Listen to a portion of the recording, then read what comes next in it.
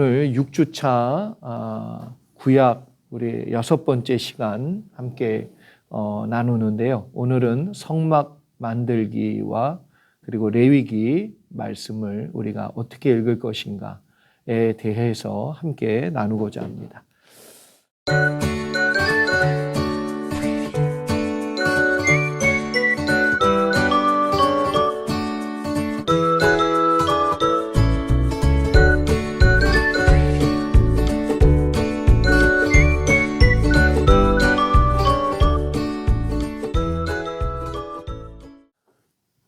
디렉션을 잠깐 보면요. 페이지 90페이지부터 101페이지까지 내용을 오늘은 다루고요. 그리고 구약 6주차 수업 내용에 대한 또 성경 읽기 범위에 대한 내용을 오늘은 나누도록 하겠습니다. 우리 1번 같이 한번 볼까요? 1번 출애굽기를 네 부분으로 나누어 설명해 보시기 바랍니다. 그랬는데 이제 출애굽기를 사실 크게 나누면 네 부분으로 나눌 수 있는데 출애굽기 첫 번째 부분은 출애굽을 위해 하나님께서 지도자 모세를 준비하시는 이야기가 나옵니다. 그래서 모세의 탄생 이야기, 그리고 모세가 이제 자라게 되는, 그리고 두 번째는 이스라엘 백성이 출애굽해서 시내산까지 움직이는 과정이 나오죠. 그래서 모세의 그 새로운 등장과 또 재앙, 이 모든 것 지난 다음에 두 번째는 이스라엘 백성이 출애굽해서 시내산까지 움직이는 내용이 소개가 되고 있고, 세 번째는 하나님과 시내산에서 언약을 맺는 과정, 그리고 언약을 맺고 있는 이야기들이 나오고 있습니다. 그래서 히브리 말로 여러분 계약 또는 약속을 가리키는 말이 베리트인데 그 의미는 서로 묶는다. 우리가 2인 삼각경기 아시죠? 발목 묶어가지고 달리게 하는 거. 2인 삼각경기라고 그러잖아요. 그래서 같이 가운데 발을 묶어서 같이 가는 거. 그게 베리트. 그러니까 묶다. 서로를 묶어서 함께 움직이게 하다. 이걸 다른 말로 얘기하면 동행이라고 말할 수 있습니다. 그래서 우리가 베리트 그러면 동행하는 거예요. 하나님하고 동행할. 그러니까 하나님과 언약을 맺었다는 것 자체가 뭐냐? 하나님하고 이제 동행하는 사람이 되었다라는 그러한 뜻을 가지고 있는 거죠. 그래서 우리는 하나님과 언약을 맺은 존재이죠. 예수 그리스도 안에서. 그렇기 때문에 하나님과 동행하는 운명 공동체가 되었다라는 말입니다. 네 번째는 뭐냐면 시내산에 오른 모세가 이제 하나님으로부터 성막 짓는 법에 관한, 그리고 성막에 관한 내용을 다 받아서 가지고 내려와서 성막을 지어가는 과정이 소개가 되고 있습니다. 특히 35장부터 마지막 40장까지는 성막에 관한 자세한 설명이 나와 있습니다. 그래서 여러분 이 네 부분으로 크게 나누어져 있다. 첫 번째 뭐라고요?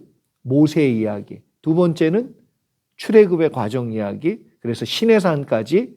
그리고 세 번째는 하나님과 언약을 맺는 그러한 내용. 그리고 네 번째는 성막 짓기. 이렇게 네 개로 나누어져 있다. 크게 네 부분으로 나누어져 있다. 기억하시면서 공부하시면 되겠습니다. 읽으시면 2번 이스라엘 백성은 성막을 지을 때 어떤 마음으로 어떻게 지었습니까? 이스라엘 백성은 성막을 지을 때 기뻐했어요. 즐거워하는 마음으로 헌물을 드렸습니다. 이게 뭐냐 하면 자발적 헌신이었고 자발적인 참여였고, 그래서 기쁨이 그들 가운데 있었다는 거지요. 이스라엘 백성이 스스로 낸 것을 받아서 모세와 지도자들은 회막 또는 초막, 장막이라고 부르는 하나님의 성막을 만들었습니다. 나중에는 너무 많이 가져오니까 뭐라고 그랬죠? 더 이상 가져오지 말아라. 이렇게 얘기할 정도로. 자, 3번. 솔로몬의 성전이 건축되기 전까지 사용된 성막은 어떤 용도로 쓰였습니까? 이제 이게 움직일 때, 그러니까 이동을 위한 가장 적합한 방법이 성막이었어요. 장막. 그런데 이제 정착해서 살잖아요. 그러니까 정착해서 살 때는 사람들이 텐트를 치지 않고 이제 집을 짓거든요. 그러니까 이제 성막에서 솔로몬 때는 성전으로 바뀌었단 말이에요. 그런데 솔로몬의 성전이 건축되기 전까지 사용된 성막의 용도, 어떤 용도로 쓰였냐? 그것은 성막은 항상 이스라엘 백성의 중심이었어요. 이동할 때 뭐예요? 중심. 그리고 하나님과 만나는 장소였고, 이것을 통해서 하나님은 이스라엘 백성과 늘 뭐예요? 함께 움직였어요. 그러니까 성막이 움직이려면 뭐부터 움직여야 되죠? 구름 기둥, 불 기둥부터 움직여야 된단 말이에요.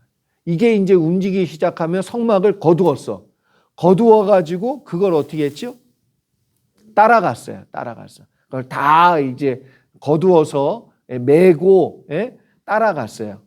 하나님의 그 구름 기둥, 불 기둥을 따라갔다. 그러니까 한마디로 얘기하면 인도함도 되고 동행함도 되고 또 하나님이 함께 해주시는 것도 되고 더 나아가 하나님의 영광을 항상 이스라엘 백성 가운데 보여주시는 장소가 성막이었어요.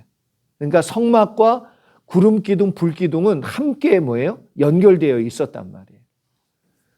자, 하나님께 받은 은혜의 회답으로 이스라엘 백성은 성막을 통해 무엇을 하였습니까?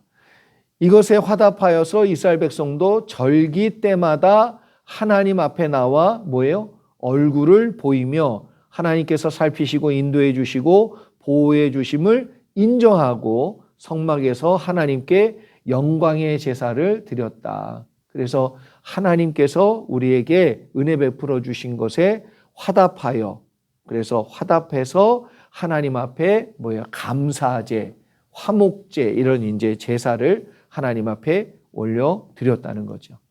자, 성막의 높이는 어떻게 됩니까? 높이는요, 실제 높이가 약 4.6m 정도. 이거 한 2m 되죠? 천장까지 한 2m 되는 것 같아요. 근데 이거 2배, 2배 정도 된다 생각하시면 돼요. 요 지금 천장 높이의 2배 정도. 그러니까 우리 밖에 나가면 저기 우리 천장 있잖아요. 저 정도 되는 것 같아요. 그래서 4.6m 정도 나지막한 2층집 높이의 그리 크지 않은 모습이고요. 그러나 광야에서 보면 다른 텐트에 비해서는 뭐예요? 큰 편이지요. 그래서 여러 지역에서 봐도 제일 높은, 제일 큰 텐트니까 보였다. 이렇게 여러분들이 보시면 되겠습니다. 성막이 다른 텐트들보다 큰 것으로 인해서 이스라엘 백성은 성막을 볼 때마다 어떤 마음을 갖고 살았을 것이라 추정할 수 있습니까? 일어나면 뭐예요? 성막이 보이고, 그렇죠? 가운데니까 성막이 보이고 그 성막과 하늘 사이에 무엇이 연결되어 있어요? 구름 기둥, 불 기둥. 그게 연결되어 있지요. 우리가 지난 주 설교에도 잠깐 우리 얘기했지만 구름 기둥하고 불 기둥은 기둥 2개예요? 하나예요? 이제 하나지요. 네. 그래서 구름으로 감싸져 있는 불기둥이에요. 그러니까 불이 그 속에 들어있고 구름으로 감싸져 있어요. 그리고 그 구름이 기둥으로 되어 있다니까 사람은 기둥으로 그냥 하늘 위로 쫙 뻗었다. 그것도 맞는데 하늘 위에는 이렇게 천장처럼 뭐예요? 구름이 같이 껴져 있어요. 지붕처럼. 자, 그 다음에 7번 성막의 구조를 그린 페이지 91페이지 그림을 참고하시기 바랍니다. 그리고 성막은 크게 2부분으로 나눌 수 있습니다. 각각 그 이름을 적어보시기 바랍니다. 그랬는데 여러분 성막의 모형을 한번 보지요. 자, 우리 책에도 나와 있는데 이게 그 아마존에 가면 나와요. 이게 타버너클 모형 그래가지고 이걸 아마존에서 팔더라고요. 자, 그러면 여기 지금 보면 여러분 간단하게 볼게요. 자, 이쪽이 문입니다. 네, 문이고 들어오자마자 뭐가 있죠? 번제단. 그 뒤에 뭐가 있죠? 물두멍, 예, 노대야라고도 하고 노수로 돼 있어서 노대야. 그 다음에 여기에 지금 뭐예요? 막이 있어요. 그래서 이 전체를 성막이라고도 얘기하고 요 성막 요 자체를 성막 본체라고 얘기해요. 예? 아시겠죠? 예. 좀 헷갈려서 설명을 다시 해드리면 이 전체를 그냥 성막이라고도 부릅니다. 그런데 디테일하게 얘기하면 성막 본체가 따로 되어 있다는 거예요. 그래서 여러분들이 요걸 좀 참고해서 보셔야 됩니다. 그래서 이렇게 제가 우리 책에 있는 내용을 잠깐 보면 이 아까 우리 전체적으로 봤던 내용 여기가 입구지요. 그리고 번제단, 물두멍, 그 다음에 성막 본체가 있는데 이 성막 본체에 휘장이 있어요. 예. 그래서 여기를 성소, 여기를 지성소. 이거는 성소가 3분의 2, 지성소가 3분의 1. 그런데 여기 성소로 들어가는 이 성막 안으로 본체 안으로 들어갈 때 휘장이 있고 또 여기에도 휘장이 있어요. 그러면 성소 안으로 들어오면 정면에는 뭐가 있죠? 예, 분향단이 있어요. 분향단. 그리고 정면에 분향단, 오른쪽에는 예, 떡상.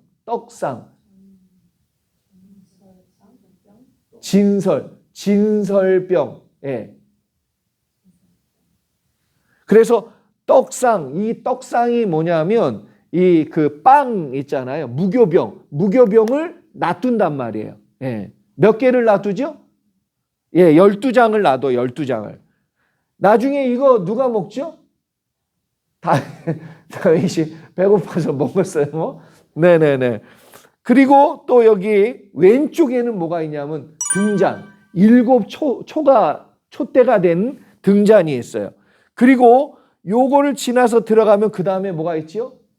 지성소 안에 휘장을 지나서 언약궤, 우리가 얘기하는 법궤, 예, 법궤.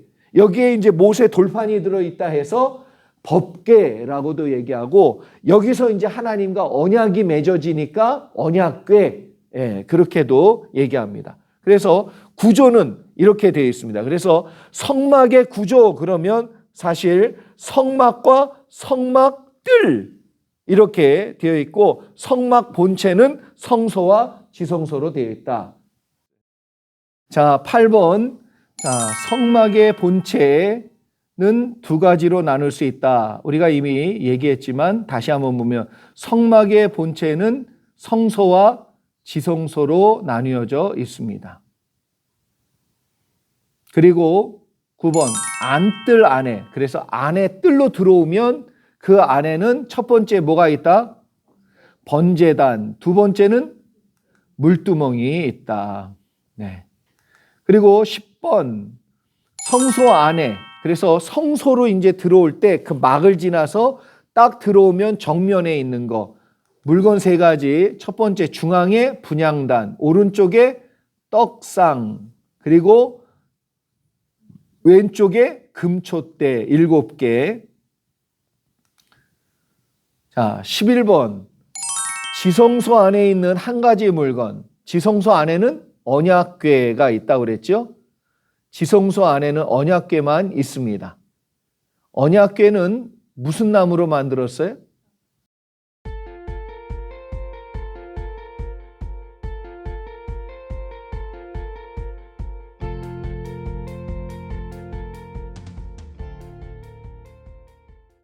예, 이제 나중에 그게 다 나오는데 일단 언약궤만 여러분들이 알고 계시면 되겠고, 그 다음에 안뜰, 안쪽 뜰 안에 성소로 들어갈 때, 또 성소에서 지성소로 들어갈 때 막이 있다고 그랬죠. 그 막을 뭐라고 얘기한다?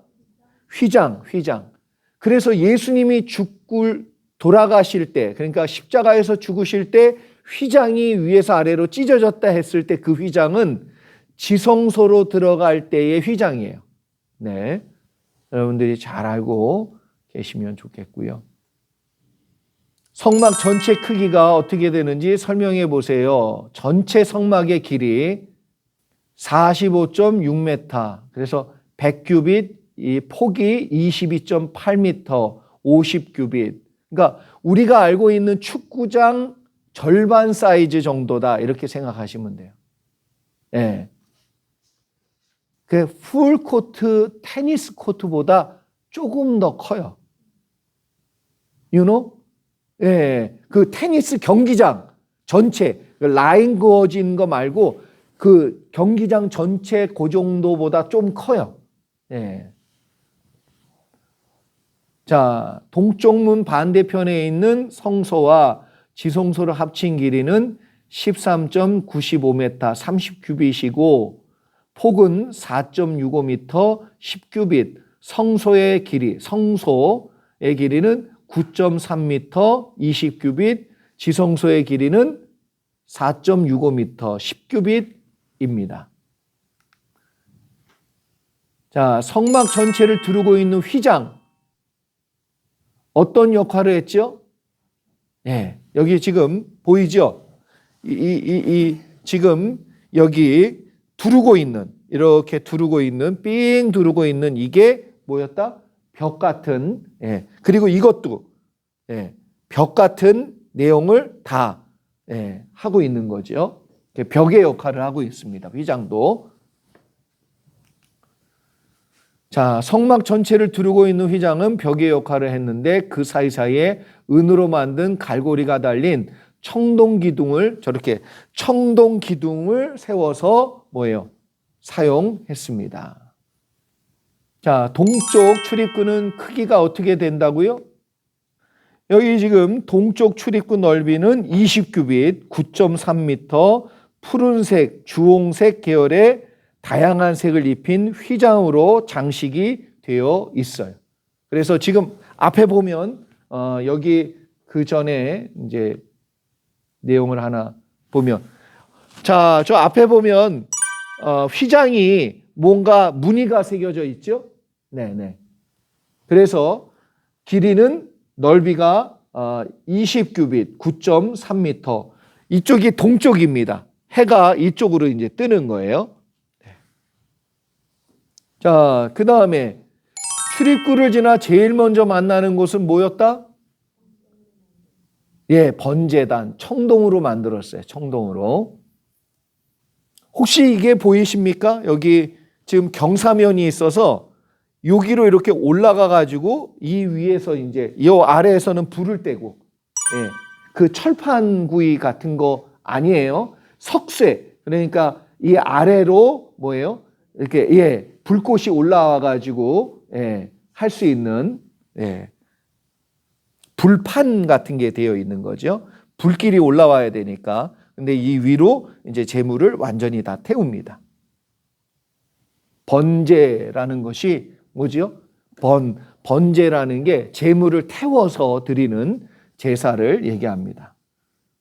자, 이곳에서 백성들이 가지고 온 재물을 각을 뜨고 불로 태웠습니다. 번제단 내부에는 격자 모양의 석쇠, 격자 모양이라는 게 이렇게 어긋난 십자 모양으로 이렇게 격자 모양으로 되어 있다. 번제물과 나무를 올려놓고 태워요. 번제단의 불은 늘 탈 수 있도록 쥐하로 관리를 했습니다.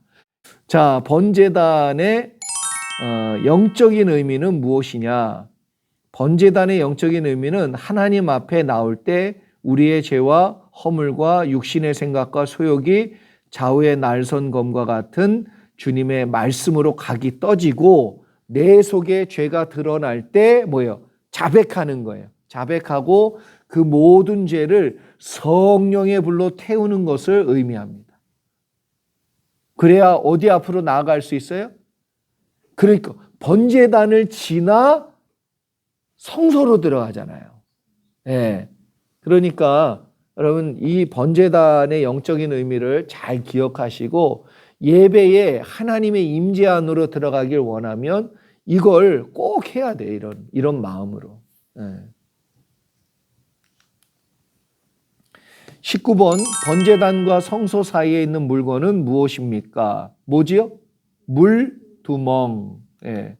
그래서 놋대야. 그리고 이걸 그 위에 있는 물이 있잖아요. 물이 흥건하게 있는데 그걸 옛날 개역 한글 성경에는 뭐로 나오죠? 바다로 나와요. 바다. 바다. 처음 들어요? 옛날 성경에 보면은 바다로 나오죠, 목사님? 그래서 이스라엘 사람들은 이 갇혀져 있는 물이 이렇게 가두어져 있는 물을 뭐라고 표현했냐? 호수, 연못 이런 말이 없어요. 다 바다야, 바다. 그게 창조적 표현으로 바다라고 표현해요. 그래서 물두멍, 노대야 되어 있는 그걸 바다로 표현해요. 바다로. 아론을 비롯해서 모든 제사장들은 제물을 잡고 각을 뜨는 일을 하기 전에 반드시 뭐예요? 노대야에 있는 물로 손과 발을 씻었습니다. 그러니까 우리도 뭐예요? 목회자도 사실은 섬길 때, 그리고 여러분도 예배에 참여할 때 뭐부터 해야 되죠? 그럼요. 이렇게 나의 자범죄를 하나님 앞에 또한 회개하고 깨끗한 마음으로 주님 앞에 서야 되는 거죠. 자, 물두멍의 영적인 의미는 무엇인지 적어보세요. 예, 세례를 뜻하기도 하고 날마다 발을 씻는 회개. 그래서 예수님이 발을 씻어주려고 하니까 베드로가 뭐라 그러죠? 내가 씻어줘야지 어떻게 예수님. 그랬더니 야, 너 내가 안 씻어주면 너하고 나하고 상관이 없다. 그러니까 그럼 다 씻어주세요 그랬어요. 그랬더니 예수님 하신 말씀이 중요합니다. 이미 목욕한 사람은 발만 씻으면 된다. 아멘? 그러니까 이미 구원받고 원죄가 해결된 사람은 뭐만 하면 돼요? 자범죄만 회개하면 된단 말이에요. 그래서 하나님께 부름받은 예배자는 거룩한 보좌 앞에 나아가기 전에 자기의 죄, 자범죄를 하나님 앞에 씻고 나아가는 거예요. 네. 그래서 세례를 통해서는 원죄, 그리고 우리가 회개함을 통해서는 그걸 자백이라고 표현하잖아요. 만일 우리가 우리의 죄를 자백하면, 그래서 그 자백은 무슨 죄? 자범죄. 자, 21번. 성소와 지성소의 크기를 각각 적어보시기 바랍니다. 첫 번째 방인 성소는 폭과 높이가 각각 4.65m이고 길이가 9.3m. 두 번째 방인 지성소의 길이는 성소의 절반 정도 된다. 이렇게 보시면 됩니다. 자, 그리고 이제 지붕, 성소의 그 지붕. 그래서 성막의 그 지붕으로 사용된 세 종류의 천이 무엇이냐? 그 성소 위에 세 개의 천은 순서대로 덮었는데 첫 번째는 염소 털로. 그 털로 했다는 건 뭘 의미할까요? 이제 보온성. 그래서 열이 바깥으로 들어오는 것도 차단해주고 그 안에 있는 것도 뭐예요? 보호하는. 왜냐하면 밤낮 기온차가 심합니다. 여기가 어디죠? 사막이에요. 예? 그걸 잊어버리시면 안 돼. 그래서 아니 뜨겁지 않냐고. 근데 무슨 거기에 털로 감싸냐. 근데 밤 시간은 추워. 예. 두 번째 천은 뭐예요? 양의 붉은 가죽. 여러분 가죽은 또 뭘 차단하죠? 이게 가죽 잠바 옛날에 우리 그거 춥지 않냐 그러는데 사실 가죽 잠바가요 의외로 이 안에 있는 열은 감싸주고 밖에 있는 찬 그 내용은 들어오지 못하게, 바람도 들어오지 못하게 하거든요. 그리고 마지막 세 번째 천은 오소리 가죽 혹은 바다 표범. 이거는 보세요. 맨 바깥에 그걸 딱 씌우면 뭐가 될까요? 혹시라도 비가 오면. 그거 너무, 그래서 제가 이거 돌고래 가죽이나 이런 표범, 이제 바다 표범 가죽으로 해서 맨들맨들하고, 그리고 그건 또 탄력성도 좋고, 그래서 이거 하나님 정말 텐트 메이커이신데 뭐 이런 생각도 한번 해봤어요. 23번. 성막 안에 들어갈 수 있는 사람은 누구만 들어갈 수 있었다? 제사장, 오직 제사장만. 일반 백성들은 안 뜰. 나중에 이제 성전을 지으면 이방인의 뜰도 있어요. 거기는 이방인들은 거기까지밖에는 못 와요. 이게 왜 중요하냐면 이방인이 성전에 들어오는 거 하나님 허락하지 않으셨어요. 근데 사도 바울이 누명을 씌울 때, 그러니까 누명이 이제 어떤 이제 사람들이 누명을 씌울 때 한 말이 뭐냐면 사도 바울이 이방인들을 데리고 성전 안으로 들어갔다. 이방인 뜰에 있어야 될 이방인들을 데리고 자기가 속여서 성전 안으로 데려갔다. 그런 이제 이야기를 하지요.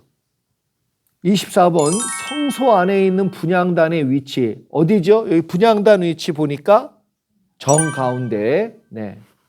그래서 정확히 얘기하면 지성소의 휘장 앞이에요. 예, 휘장 앞 정가운데에 위치하고 있습니다. 여기에는 항상 뭘 했냐면 향을 피웠어요. 냄새. 예, 하나님께서 이 좋은 향을 좋아하셨어요. 그래서 어떤 분들은 기도의 향이다 이런 표현도 써요. 예, 항상 그래서 성전 안에는 기도의 향이 피어져 있어야 된다. 이제 그런 이제 표현들을 영적인 해석을 하시는 분들은 꼭 이야기를 하죠. 그래서 분향단의 또 재질은 어떤 재질로 만들어졌느냐, 또한 크기는 어떻게 됩니까? 금으로 만들어졌어요. 또 그래서 금향단 이렇게도 얘기합니다. 분향단 이렇게도 얘기하고 높이는 91cm. 그러니까 약 뭐예요? 1m가 안 되는 거죠. 1m가 안 되니까 허리 정도, 우리 허리 정도 되는 높이다 이렇게 보시면 돼요. 넓이는 1m 16, 그러니까 116cm. 네. 26번. 성소 입구에서 보면 오른쪽은 뭐라고 그랬습니까? 떡상. 떡상에 12개가 들어있는데 떡이라는 이제 표현이 사실 우리가 왜 그랬냐면 제가 얘기했죠. 한국에는 그때 빵이 없었다고. 빵을 모르니까 떡이라고 해석할 수밖에 없었어요. 그래서 떡으로 번역한 거고 오늘날까지 이어진 겁니다. 그래서 넓적한 모양의 무교병이에요. 무교병. 그래서 누룩을 넣지 않은 빵을 넣었어요. 그래서 상의 높이는 69cm. 그러니까 이제 뭐예요? 한 발목 정도 오는, 그렇죠? 예. 무릎, 발목이 아니라 무릎 정도 위까지 오는 그런 높이입니다. 그리고 넓이는 46cm, 길이는 91cm. 자, 27번. 떡상 위에 빵이 몇 개 올려져 있다고요?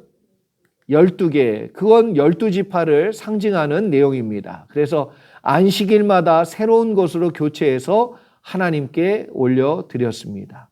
진설병은 원래 제사장들만 먹게 되어 있는데 다윗이 위급한 상황에 이 빵을 먹고 힘을 얻어서 사울을 피해 도망을 갔지요. 그러니까 이 빵은 또 누구를 위한 거예요? 제사장들이 또 일하다가 먹을 수 있다 없다? 제사장들은 먹을 수 있어요. 하나님께 바쳐진 거지만. 그래서 하나님이 힘 주시고 하나님이 인도하시고 하나님이 은혜를 베풀어 주신다. 그런 감사의 표현도 이 속에 담겨져 있습니다. 그 다음에 성소 입구에서 왼쪽에 놓인 물건은 무엇이며 뭐지요? 네, 금촛대. 성막에는 창문이 없기 때문에 금촛대에 불이 켜져야만 보여요. 성령의 조명하심이 있어야 하나님을 만날 수 있어요. 제사를 드릴 수 있어요. 사역을 할 수 있어요. 그래서 성령님의 조명하심을 이야기할 때도 많이 이 표현을 씁니다. 그래서 어두우면 아무것도 못해. 그렇죠? 아니, 우리의 눈이 만약에 5.0이에요. 근데 문제는 뭐냐면 여기가 깜깜해. 그러니까 내 눈이 5.0이어도 여기가 깜깜하면 아무것도 안 보이는 거예요. 그러니까 성령님의 조명하심이 얼마나 중요한지 모릅니다. 그래서 모든 일을 하려면, 원활하게 하려면 반드시 금초대에 불이 켜져 있어야 한다. 여러분, 그래서 영적으로 민감하셔야 됩니다. 이걸 다른 말로 하면 성령 충만해야 돼요. 금초대로 불을 밝히는 영적인 의미를 적어보세요. 성령님의 조명 없이는 하나님의 뜻을 알 수 있다, 없다? 없다. 하나님의 일을 이루어갈 수도 있다, 없다? 없다. 금초대는 순금으로 만들어졌고 모양은 가운데 제일 높이 솟아 오른 부분이 있고 좌우로 3개의 촛대가 나란히 연결되어 있어요. 모두 7개의 촛대가 세워진 모양이고, 또 한 불은 성경에서 여러 가지 상징으로 나옵니다. 그래서 불, 또한 이 불에 대한 그 여러 상징들이 있는데, 대표적인 건 하나님께서 말씀을 통해 이스라엘 백성을 인도하실 때 이 말씀을 가리켜 내 발에 등불이요, 이렇게도 표현했어요. 그래서 말씀을 가리키기도 하고 성령님을 가리키기도 하고 그렇다는 거죠. 한마디로 얘기하면 하나님의 인도하심을 볼 수 있게 해주시는 은혜로 얘기할 수 있습니다. 30번, 지성소는 어떤 장소입니까? 여러분, 지성소는 하나님의 임재가 있는 장소예요. 특별히 하나님께서 임재하신 가장 거룩한 장소가 어디죠? 지성소예요, 지성소. 그래서 여러분, 우리 아까 봤던 그림 보면 여기 지금 보라색 보입니까? 언약궤가 있는 이곳이 바로 어디다? 지성소다. 네. 저기가 가장 중요한 언약궤가 있는 장소입니다. 그리고 우리가 흔히 얘기하는 속죄소 들어봤어요? 속죄소? 그 속죄소가 사실은 언약궤 위에 뚜껑이 속죄소예요. 뚜껑. 그 뚜껑이 쟁반 있잖아요. 우리 쟁반. 쟁반도 그 위가 약간 이렇게 올라왔죠? 쟁반. 예? 위가 약간 올라와서 물이 그 안에 국물 같은 게 흘러도 바깥으로 쏟아지지 않도록. 그러면 속죄소라고 얘기하는, 그래서 어린 양의 피를 어디에다가 뿌려요? 속죄소에다가. 그래서 그 언약궤 위에다가 양의 피를 쏟는단 말이에요. 붓는단 말이에요. 그럴 때 하나님이 죄를 사해 주시는 거예요. 자, 지성소는 누가 언제 들어가는지 적어보시기 바랍니다. 지성소는 1년에 한 번 대속죄일에 대제사장이 백성을 위해 들어가 제사를 드린 곳이지요. 거룩하신 하나님을 직접 만나야 하는 대제사장은 부담이 클 수밖에 없어요. 그래서 자칫 죄가 있는데 들어가면 대제사장일지라도 그 자리에서 죽었어요.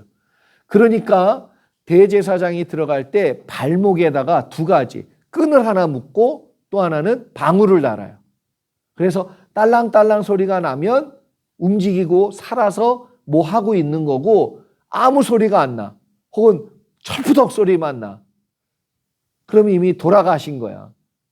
그런데 아무나 들어가면 다 죽으니까 어떻게 했죠? 잡아 끌어서 이제 빼낸 거죠. 하나님 죄에 대해서 절대 용서가 없습니다. 그러니까 우리가 예수 그리스도로 말미암아 용서받았다는 이 은혜는요, 얼마나 큰 은혜인지 몰라요. 정말 큰 은혜입니다. 언약궤는 어떤 나무로 만들었으며 어떤 것을 발라서 만들었습니까? 언약궤는요, 여러분, 조각목으로 만들었다. 들어보셨어요? 조각목. 조각목이 뭐지요? 그러니까 우리가 모르는 나무니까 조각조각 이렇게 붙였나 보다 그래서 조각목으로 아신 목사님도 진짜 있어요. 근데 아카시아 계열의 나무로 만들었는데 그 위에다가 뭘 발랐어요? 순금을 입혀서 감싼 상자입니다. 상자. 자, 언약궤의 모양과 크기. 자, 보죠. 이게 지금 언약궤인데 여기에 위에 있는 게 뭐죠? 위에 있는 게 이게 천사예요. 천사가. 예. 그래서 날개로 이렇게 덮고 있죠. 원래 천사가 날개가 몇 개지요? 6개. 예, 2개로는 하나님의 영광의 빛을 가려서 못 보지요. 근데 우리는 맞대고 본다고 그랬어요. 그러니까 천사가 우리를 흠모한다라고 얘기하잖아요. 그래서 그 두 그룹 사이에 여기 볼록볼록 튀어나왔죠? 여기가 어디죠? 요 위가 속죄소. 그렇죠? 네, 속죄소. 그리고 요 뚜껑을 열면 뭐예요? 예, 이 안에 3가지 내용이 있고, 자, 움직일 때는 여기에다가 고리를 걸어서 메고 가야 되는데 메고 안 가고 어떻게 갔죠? 수레에다 싣고 갔단 말이에요. 잘못 갔단 말이에요. 여러분, 그러니까 내가 하나님 법궤를 내가 다시 가지고 들어오는데 아니 죽으면 내가 어떻게 합니까? 다윗의 말에도 일리는 있지만 틀렸어요. 왜? 하나님이 원하시는 대로 해야지 내가 원하는 대로 하는 건 예배가 아니에요. 사역이 아니에요. 그건 나 좋아서 하는 거지. 법궤가 오랜 시간 어쨌든 나가 있었는데 그 법궤를 관리하던 사람의 후손이 웃사란 말이에요. 그러면 웃사가 어떻게 해가지고 와야 돼요? 이렇게 매가지고 와야 되는데 자기 마음대로 어떻게 했어요? 수레에다 넣었어. 싣고 왔어. 그러니까 하나님께서 그 웃사가 아닌 또 다른 오벳 에돔이라는 사람을 축복하시기 위해서 그 자리에서 뭐가 뛰어요? 소가. 그렇죠? 그래서 그거 이렇게 받치다가 죽잖아요. 그래서 웃사잖아. 받치다 죽어서 웃사.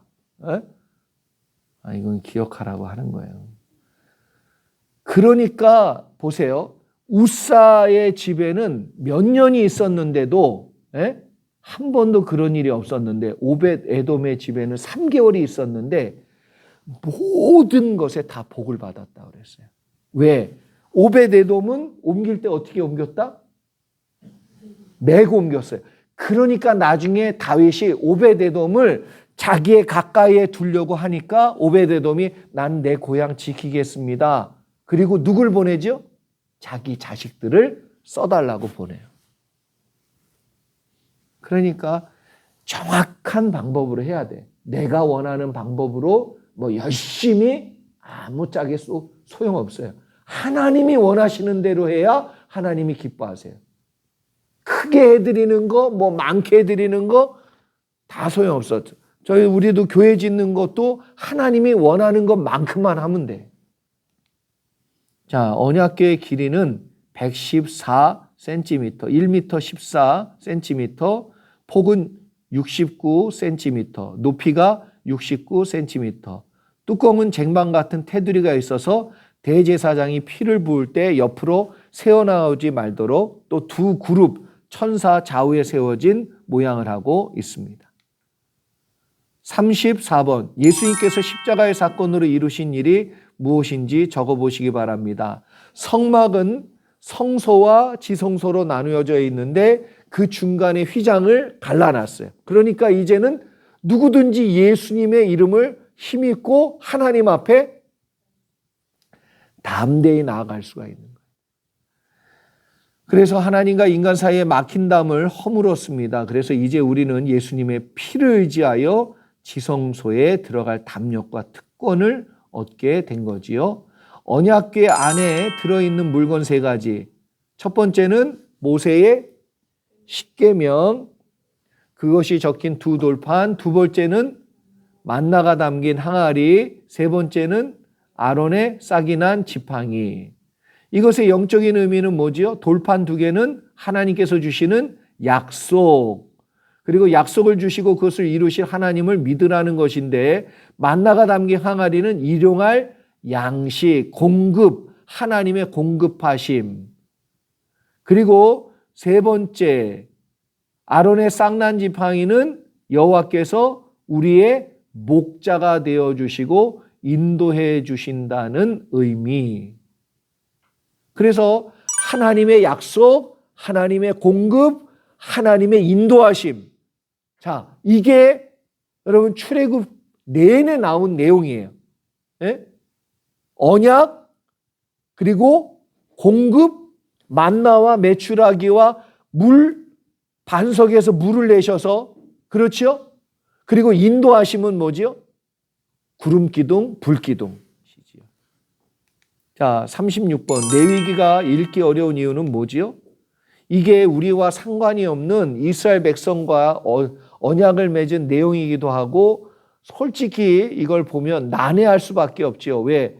제사법, 생활법이 그 가운데 적혀져 있기 때문에 그렇습니다. 그러니까 우리하고는 좀 뭐예요? 동떨어진 이야기인 것처럼 들리지요. 그럼 나와 상관이 있으면 관심이 있어요, 관심. 근데 이게 예수 그리스도의 예표로 보고, 아, 이게 죄 씻음에 대한 내용이 이런 거구나라는 관심으로 보면 레위기가 가장 은혜로워요. 어떤 분은 그러더라고요. 자기가 레위기를 이번에 읽고 은혜를 가장 많이 받았대. 지난 학기에 어떤 분이 그 얘기를 하시는데, 본인은 레위기를 이번에 읽고 정말 성령의 은혜를 체험했다고 그렇게 얘기하시더라고요.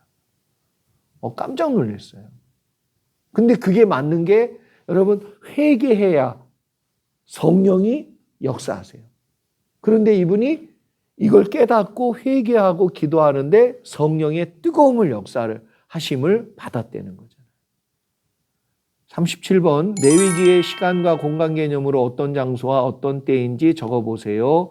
레위기는 장소 개념으로 보면 이스라엘 백성이 시내산에 머물러 있는 상황이고, 시간 개념으로 보면 모세가 두 번째 등반과 세 번째 등반을 하는 때입니다. 그러니까 세 번째 올라갈 때 뭘 받고 왔어요? 예, 성막. 아까 얘기했죠? 세 번째하고 네 번째에 뭐예요? 하나님으로부터 율법을 받았지요? 그 다음에 네 번째 내용에는 네, 거기에 그 제사법이 나오고 생활법이 나오죠. 성막 짓는 것도 나오고. 네. 그래서 모세가 시내산에 오를 때 세 번 올랐다고 그랬잖아요. 세 번. 그렇죠? 네. 첫 번째 올랐을 때 하나님으로부터 율법을 듣고, 네. 그리고 두 번째 뭐죠? 십계명 돌판 받아가지고 내려오다가 깨트리고, 세 번째는 파가지고 올라와 그래가지고 그거 파가지고 올라가는, 예, 그 과정이죠. 바알과 아세라는 오늘날 우리에게 어떻게 적용될 수 있습니까? 여러분, 그 당시 바알과 아세라는 어떤 신이었냐 하면 비를 주관하는 신이기 때문에 그들의 풍요로운 삶, 이게 절대적인 바알에 의해서 좌우된다, 이렇게 믿었어요. 이스라엘이 여러분 배교까지는 아니어도 항상 뭐였냐 하면 하나님과 바알 사이에서 양다리를 걸치고 있었단 말이에요. 비는 누가 주관한다? 아니요. 바알이 주장한다라고 이스라엘의 많은 사람들이 믿었단 말이에요. 그러니까 하나님도 섬기고 바알도 섬기는 거예요. 이게 우상숭배입니다. 하나님을 섬기면서 바알도 섬긴다? 이게 우상숭배예요.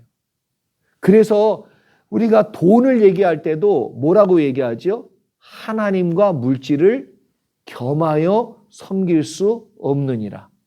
기억나시죠? 그게 우상숭배이기 때문에 그렇게 표현했어요. 그러면 바알을 섬기는 거랑 지금 돈을 섬기는 거하고 오늘날 뭐예요? 돈에 의해서 좌우되잖아요. 그렇죠? 누가 그러더라고요. 뭐 주일날 일하는 거에 대해서 자기는 안 나간대. 주일날 일하러 나오라고 그러면 안 나온대. 어떤 분이 그러더라고요. 적게 줘서 안 나가는 거지 엄청 많이 주면 다 나간대. 일주일치 급여를 만약에 주일날 나온 사람한텐 준다 그러면 나가요, 안 나가요? 참 이게 어려운 문제죠. 돈 없이 살 수 없다는 생각이 우리 가운데 강력합니다. 우리의 삶에 직접적인 영향을 미치고 있는, 또 우리의 마음을 움직이고 우리의 생각과 결정을 좌우하는 가장 큰 요소가 뭐냐? 돈이에요. 돈 때문에 살고 죽지요. 그래서 예수님의 이 하나님과 재물을 겸하여 섬기지 못한다는 이 말이 이스라엘 백성들 가운데는 바알신과 하나님을 겸하여 섬겨왔던 내용, 그것을 빗대어서 표현한 내용이기도 하다는 거죠. 39번. 레위기를 순종 여부의 기준이라고 말하는 이유도 적어보시기 바랍니다. 레위기는 구약 성경의 뭐예요? 기준점이에요. 이걸 아셔야 됩니다. 레위기는 하나님과 맺은 언약이며 이스라엘 백성의 순종과 불순종을 판단하는 기준이고 하나님의 법이기 때문에 레위기에 따라서 내가 하나님께 순종했냐 안 했냐가 결정이 되는 거예요. 그러니까 내가 잘해드리는 게 문제예요? 하나님의 법대로 하는 게 문제예요? 착각할 때가 많다니까요, 사람들이. 그래서 하나님이 원하시는 대로 하는 게 순종이에요. 내가 많이 해드리는 것도 불순종이에요. 적게 해드리는 것도 불순종이에요. 그래서 하나님의 말씀을 뭐 하지 말아라? 가감하지 말아라. 여러분 이걸 알아야 되는데 많은 분들은 다다익선이라고 많이 해드리면 순종했다라고 생각하고 착각한단 말이에요. 절대로 아닙니다. 모세가 시내산에 올라 며칠 동안 머물러 있었습니까? 모세는 40일간 머물렀어요. 십계명도 받았고 레위기 전체의 내용을 받아서 하나님 주신 율법을 완성하게 되었습니다. 41번 모세가 하나님의 율법을 기록할 수 있었던 이유는 뭘까요? 애굽에서 이미 학문을 배웠어요. 그리고 애굽의 법전들도 봤다 안 봤다? 받고 배웠으니까 아는 거예요. 법을 알아야 될 거 아니에요. 왕족이니까. 그렇죠? 그리고 나중에 중요한 자리에 앉으려면 법을 알아야 된단 말이에요. 그러니까 이런 어떠한 내용들을 하나님이 미리 다 누구에게? 모세에게 학습시켜 놓았단 말이에요. 그러니까 하나님이 불러주면 맨 돌만 깨던 사람한테 불러주면 알아들어요? 적어요? 못 적어요.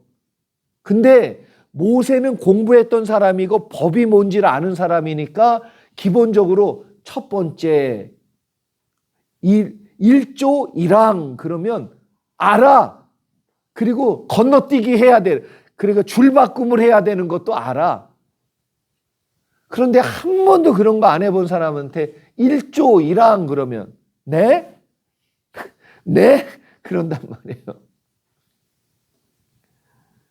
그래서 하나님께서 어머니 요게벳이 갓난아기 모세를 갈대 상자에 담아 나일강에 뛰어보낼 때 바로의 공주가 이를 발견하게 하시고 모세로 하여금 바로의 궁에서 성장하여 애굽의 학문을 배우도록. 그리고 보세요. 이스라엘 사람들에게는 이 당시 언어가 있었다 없었다? 아무도 몰라요 지금. 아세요? 모세 시대에 히브리 말이 있었어요 없었어요? 있었을 것 같아요? 여러분 하나의 어떠한 문화 공동체를 이루려면 애굽이란 나라가 커요? 히브리란 나라가 있어요? 없어. 여긴 노예야. 그러면 어디에 귀속되어 있겠어요? 그래서 여러분 만약에 히브리어가 아직 완성되지 못하고 만들어지지 않았다면 그래서 학자들 중에는 애굽어로 썼을 가능성이 크다. 그렇게 주장하는 사람도 있어요. 우리나라도 중국과 붙어 있었을 때 세종대왕이 그런 생각을 안 했으면 그리고 원래 한글은 뭐였죠? 중국어 어문이에요. 어문. 중국어를 읽게 하기 위해서 만든 말이란 말이에요. 그래서 하나님은 먼 나중을 위해 모세를 어떻게 했다? 준비시켰어요. 예, 학문도 배우고 언어도 배우고 그리고 그러한 법에 관한 기본 상식도 다 배우도록 율법을 기록하여 전달할 가장 최적화된 사람으로 준비를 시켜 주셨다. 42번. 레위기의 핵심 키워드는 무엇입니까? 내가 거룩하니 너희도 거룩하라. 그러면 레위기에서 거룩을 얘기하는 이유는 뭐지요? 뭡니까? 그렇죠. 43번 보면 사람은 거룩이 나와 상관이 없다고 추구할 수 없다 생각하면 어떤 선택을 하지요? 나와 상관이 없거나 내가 추구할 수 없는 내용이라고 생각하면 적당히 나의 기준과 타협을 해요. 그런데 하나님의 기준이에요. 하나님은 타락하실 수 있다 없다? 없다. 그러면 내가 하나님과 함께 동행하려면 하나님은 죄를 싫어하시는데 하나님은 타락할 수 없는데 그러면 하나님과 내가 동행하려면 내가 거룩해지는 수밖에는 없는 거예요. 내가 하나님 기준에 맞추어야 되는 거예요. 그게 거룩이란 말이에요. 그래서 내가 추구할 수 없는 어떠한 내용이다라고 생각하면 많은 경우 우리가 하나님께 묻고 하나님의 마음에 초점을 둬야 되는데 어디에다 초점을 두느냐? 나의 마음에, 나의 기준에 적당하게 뭘 하냐 하면 믹스를 해요. 이건 거룩이 아니에요. 거룩은 하나님께 맞추는 거예요. 그게 성경의 내용이 됐든 오늘날엔 또 저는 그래요. 정말 그 사람이 거듭난 사람이면 나는 잠깐은 그런 어떤 내 마음이 앞서서 그렇게 뭘 하고 싶은 생각이 들어올 수는 있어. 그러나 하나님께 물어라. 성령님의 음성을 들어라. 그러면 그 사람이 정말 하나님을 바라보는 사람이면 하나님이 가르쳐 주세요. 깨닫게 해주시고. 자, 44번.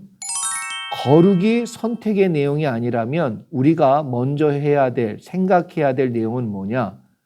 왜 하나님께서 우리에게 거룩하라고 말씀하셨는지를 생각해 봐야 돼. 그렇죠?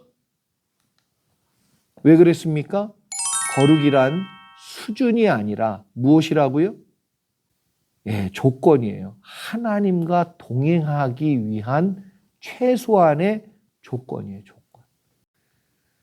여러분, 그래서 나중에 히브리서를 그 레위기를 잘 알아야 히브리서를 쉽게 열어갑니다.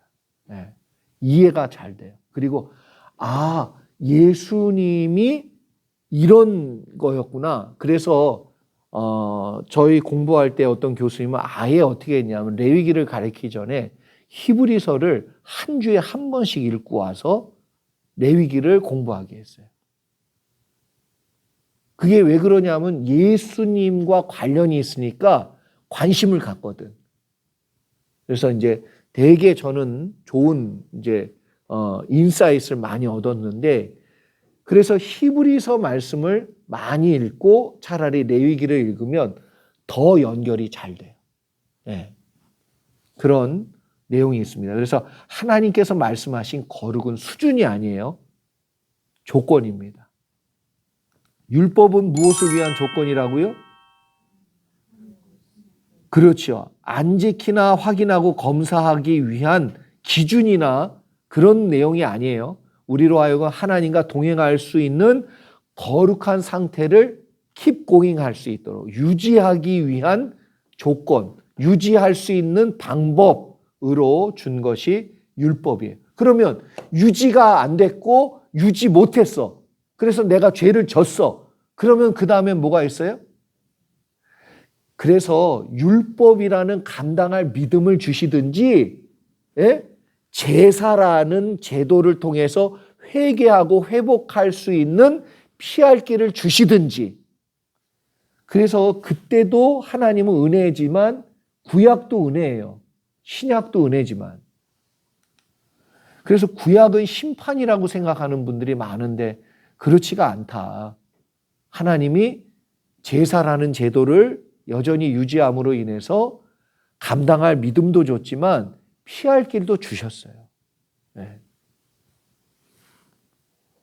우리가 지키고 유지해야 될 상태가 거룩이어야 하는 이유는 무엇입니까? 하나님은 타락할 수가 없는데 하나님과 동행하기 위해서는 우리가 죄와 멀어져야 되고 뭐예요? 거룩을 유지해야 하기 때문에 그래요.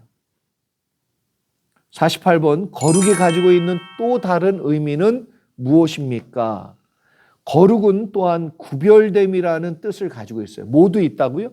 구별된다. 예.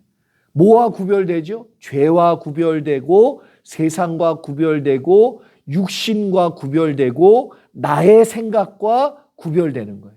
그러면 내가 나의 생각과 구별하고 하나님 생각으로 들어가는 거예요. 그래서 우리가 분별하라.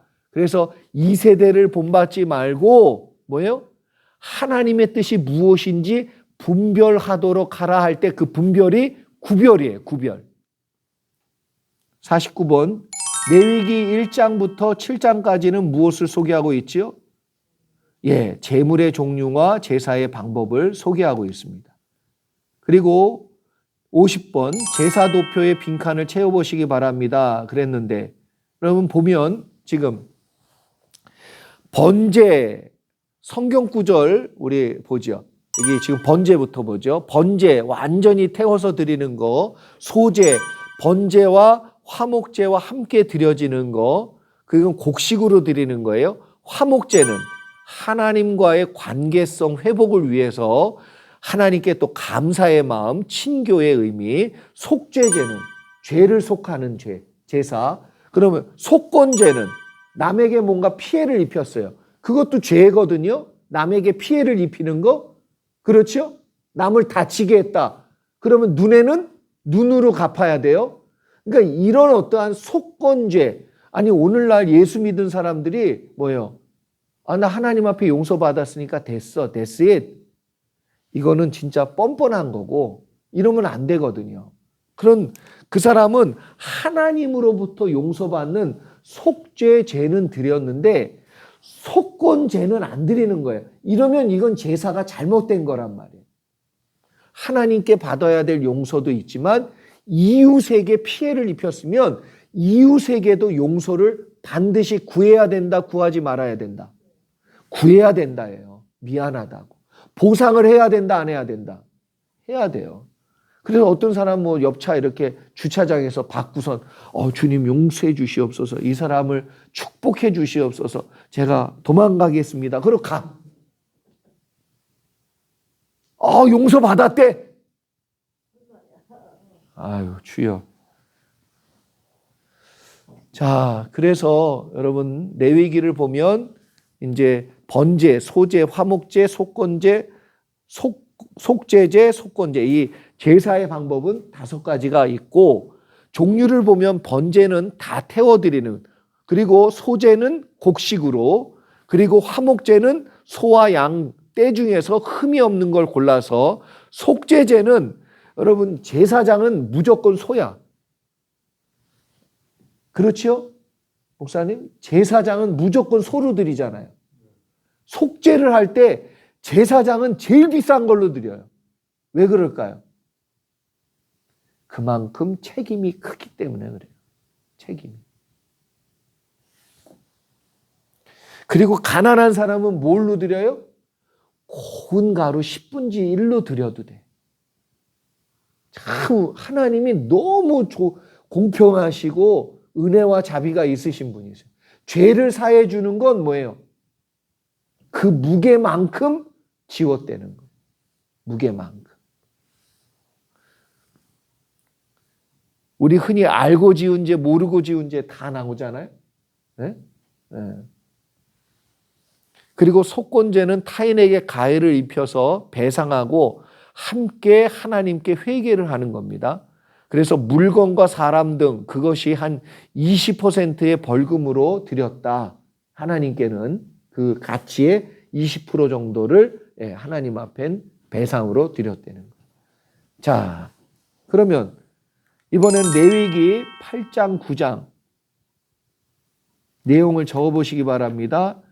8장과 9장에는 아론과 그의 자손을 특별히 제사장 가문으로 부르시고 복주시고 대제사장의 직분과 장자에게 계승되는 내용, 제사장들은 백성들이 낸 11조와 제사에 사용된 제물 중 일부로 생계를 유지를 해야 된다는 거. 하나님 분깃이 되어준 거지요. 대제사장이 입은 조끼 같은 에봇이라는 옷은 12지파를 상징하는 12보석이 가슴에 붙어 있다는 거. 그 속에 또 안주머니에 우림과 둠림. 하나님 이거 해야 됩니까? 안 해야 됩니까? 쫓아가야 됩니까? 안 쫓아가야 됩니까? 다윗이 에봇을 입고 쫓아가야 됩니까? 안 쫓아가야 됩니까? 물어봤잖아요. 그렇죠. 그런데 다윗은 그러한 역할을 했단 말이에요. 그래서 그 옷을 입고 어떻게 했죠? 물었어요. 하나님 앞에. 레위기 10장과 11장 내용을 정리해 보세요. 10장은 나답과 아비후. 무슨 불이죠? 그게 아니에요. 하나님이 정하신 불로 해야 돼. 그러니까 내 뜻대로 예배 드리는 거예요? 내 감정대로 드리는 거예요? 내 열심으로 드리는 거예요? 아니에요. 하나님 은혜로 드리는 거예요. 성령의 주관하심으로 드리는 거예요. 그들은 하나님께서 율법으로 정해지지 않은 불을 사용함으로 죽습니다. 11장은 정결한 동물과 부정한 동물을 구별하세요. 이건 아마 먹는 것 때문에 그런 것 같아요. 부정한 걸 먹으면 병에 노출이 될 수 있기 때문에. 레위기 12장부터 16장. 12장은 여인들의 출산 이후 정결 예식. 이거 제일 많이 물어보거든요. 억울하다고 여자분들이 막. 15장은 어떤 경우에 부정하게 되는지, 또 16장은 매년 속죄일에 드리게 될 제사에 대해서 염소를 번제로 드리고 제사를 마친 뒤에는 제사장은 그 손을 속죄 양의 머리에 올리고 백성의 모든 죄를 그 양에게 전가하여 광야로 보내진다. 이게 뭐예요? 아사셀의 염소. 이것을 기억한 사도 요한은 세상 죄를 지고 가는 하나님의 어린 양을 보라. 염소일 수도 있고 양일 수도 있는 건 이스라엘 백성이 염소도 되고 양도 됐기 때문에 그래요. 구분이 별로 없었습니다. 레위기 17장부터 20장까지의 내용, 17장은 제사의 관습에 관해서 말씀하고 있고요. 제사는 드리되 피는 먹지 말라. 왜요? 피가 생명이다. 이거에서 연구하신 분이 되게 유명하신 분이 있어요. 그래서 여러분 피만 맑아도 병은 다 난답니다. 그러니까 피를 맑게 하려면 그래서 부정한 음식을 안 먹는 게 좋고, 올게닉으로 먹는 게 좋고, 많이 안 먹는 게 좋대요. 그리고 피를 맑게 해주는 영양 공급을 약으로 받는 것도 괜찮다. 그리고 피를 맑게 하려면 가장 중요한 게 뭔지 아세요? 인체의 70%는 물인데 그 물이 어떤 물을 마시느냐에 따라서 피가 달라진다는 거예요. 그러니까 먹는 거, 마시는 거, 그리고 숨 쉬는 거. 이 세 가지가 이 피를 주관하는 가장 중요한 요소랍니다. 그러니까 피가 띡해지고 피가 탁해지고 이러면 일단 끝. 그래서 피가 맑아지면 피를 이렇게 현미경으로 보잖아요. 그럼 뭐가 나오는지 아세요? 눈이 눈. 하늘에서 떨어지는 육각에 되어 있는 피. 그리고 피가 다 이렇게 서로 활동을 해. 그런데 피가 안 좋으면요. 뭉쳐 있어요. 맞아요. 뭉쳐 있어. 그리고 각이 깨져. 피 마시지 말아라. 16장은 가나안 사람들의 음란한 문화의 풍습을 따르지 말라는 거, 19장, 20장은 그 밖의 내용들을 소개하고 있습니다. 하나님께서는 인간과 하나님 사이의 관계는 물론이고 인간과 인간 사이 관계에도 뭐예요? 중요하게 생각하셨어요. 그러니까 속죄제도 중요하게 생각했지만 속건제도 중요하게 생각하셨어요. 그래서 율법의 완성이 뭐지요? 하나님 사랑, 이웃 사랑이에요.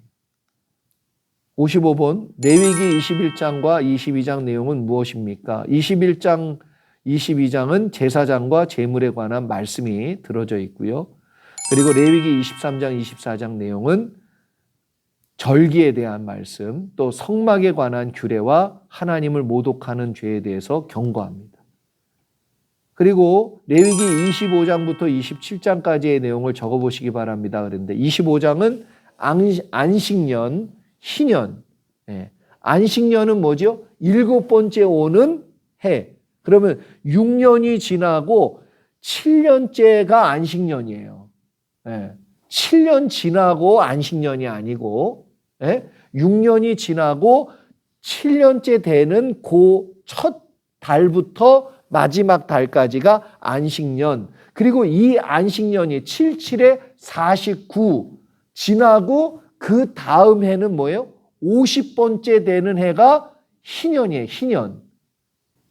26장은 순종할 때 받는 복, 불순종할 때 받는 벌. 누구 선택이라고요? 행복은 선택이다. 그래서 그 김상복 목사님이 신명기 말씀 그 강해 설교했던 그 책의 제목이 행복은 선택이다. 왜?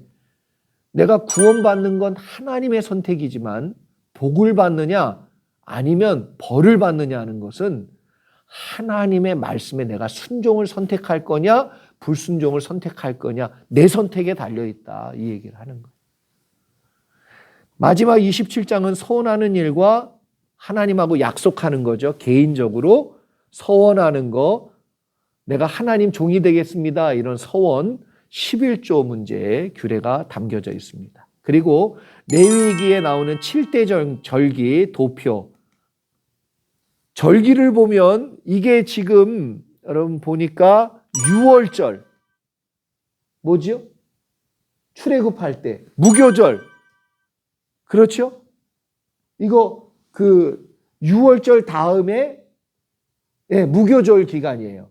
무교절은 무슨 나올 때 무교병 그러니까 누룩 넣은 빵을 가지고 나오지 못했으니까 그 무교병을 출애굽에 대한 내용을 기억하고 홍해 건너는 것까지 그렇죠?